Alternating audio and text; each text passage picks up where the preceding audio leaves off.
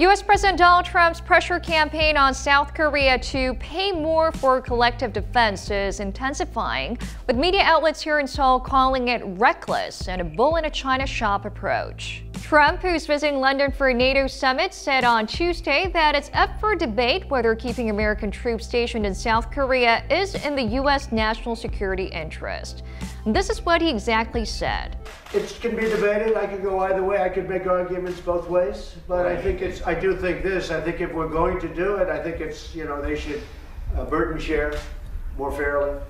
It can be debated. I can go either way. I can make arguments both ways. I think if we're going to do it, I think they should burden share more fairly. The latest comment suggests that Trump could consider reducing U.S. troops on the Korean peninsula if Seoul refuses to accept Washington's demands on defense cost sharing. Trump has reportedly demanded South Korea to pay $5 billion next year, which is about 5 times as much as what Seoul is currently paying.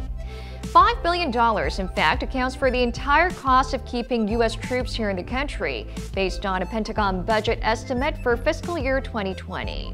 It's nothing new that President Trump has threatened to withdraw overseas troops. That's his basic stance, and it applies not only to Seoul but other countries that host U.S. forces.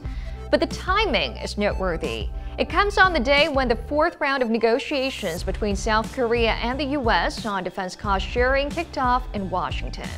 So it appears that Trump is trying to use the U.S. military presence itself as leverage to get what he wants from the talks, because even though there were speculations that he would play this card to increase pressure on South Korea to increase its annual contributions, it's the first time he officially mentioned about it.